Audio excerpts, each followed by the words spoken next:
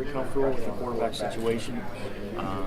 You know, 4 guys. I mean, I think they're good players and they're very capable of doing it. You know, just you got to find the right time and make the decision at the right time. So it's more than just 2. Well, I mean, I think you look at all of them. You got Wilton Spade, you know, a good football player. You know, I think all of them, John O'Corn, Shane Morse, Brandon Peters. I mean, they all bring something. You know, and that's why we have training camp to find the best fit. Yeah. I think that you know he's a quarterback, but I mean we're always looking for other positions for other people. That doesn't mean that he's a receiver today, but you know, he's a very capable person. Tyrell Tucker's obviously was out offense. Yeah. Do you think or hope snaps-wise he could be? Yeah. Well, selfishly, I'd like to take him, but realistically, what do you think? You know, we'll have to see that. I have to talk to Don about that, talk to Coach Harbaugh about that. Coach will make the final decision on that. But Jabril could play any position in the field. You know, I couldn't play the offensive line or the tight end.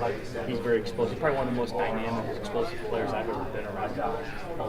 He's in the league with the Frank Gores and Michael Crabtrees in the world, and Vernon Davises.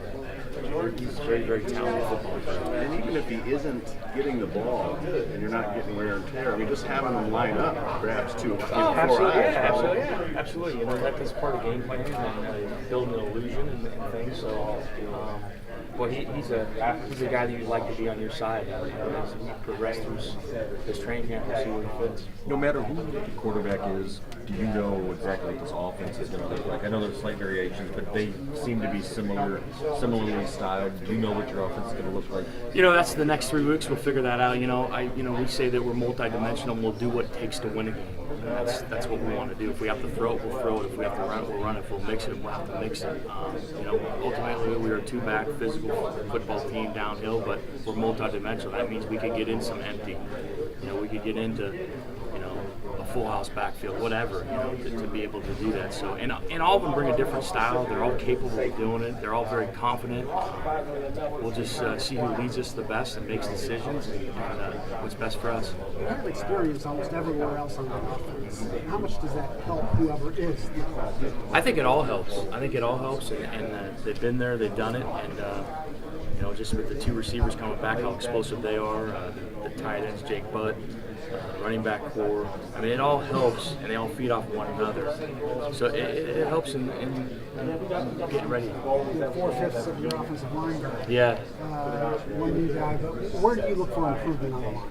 You know, I think that we got to be more of a consistent, you know, run of the ball, and I think that we'll be able to do that this year. And I think they've all made great strides in the weight room with their strength, and they have a better understanding of what we want. You know, better pass protection. Everything's got to improve. We got to take one more step to be better. We demand that from ourselves, and we'll be excited to do that. Speaking of line, can you talk about Mason Cole and just his? I mean, obviously, he goes to being a first-year center. He's already on the Remington. He's never, played a game. So. He's a very talented football player, and like I mentioned earlier, great football awareness, a student of the game. You know, can really fix problems. And like I mentioned earlier, I mean, he's a dynamic football player that will have a career someday here in the National Football League, and I really think that it's helping him move inside. It's helped his stock, his versatility, but it helps us be a better team. Is it important for a while? Does he ever surprise you, whether it's the signing of the stars, the camps, the tweets, the things he does? He doesn't surprise me because I've been around him long enough, but he's always a thinker, and he's always changing things and very creative human being, and can really stay with a task for a long time. Very unique, very special. That personality and the things he does, how does that help the team?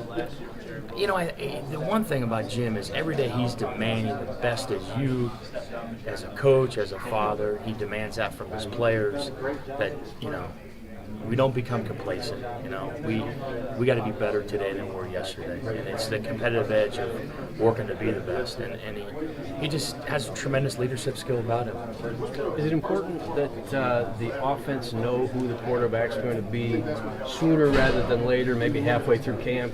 You know, you can't put a timetable on that. You know, you want to make the right decision. You don't want to make the wrong decision and then look back and say, hey, we didn't make the right decision. So we're going to take our time with it, and Jim and I will discuss that and figure out what the best fit is for it, and we'll come to that when we need to. And you've got new fullbacks. Does it break down? Like, do you have a best pass catcher? Do you have a best blocker so far? You know, both of them bring different things to the table. You know, it's Khalid Hill. I mean, he's very explosive, great initial quickness, great first step. You know, but he is versatile. You can kind of line him up in the slot and do some things with them. So, and Henry Poji's done a nice job transition from the D line to us. I mean, he's been with us for years. So they all bring something different, which is unique and neat for us to be able to line them up in different areas to help us.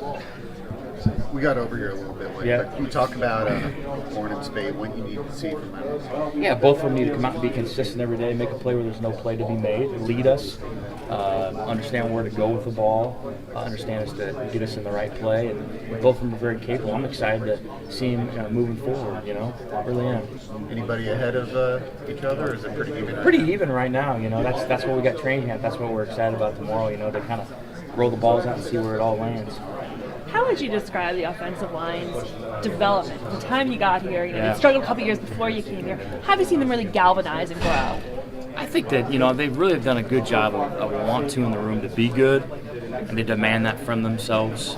They've done a good job the 2 years that we've been here just becoming students of the game and understanding what we want and how to do it. And they got a tremendous brotherhood in the room, and they want to be good, which is really neat to see.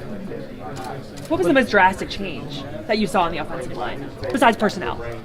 I think the most drastic change, I think just understanding, you know, just with our system, the growth that they've made of understanding what we want, understanding the concepts, and really becoming students of the game, and understanding this is a game of adjustments, and you know, the different personnels they bring in and things, just understanding and their football lens opening up.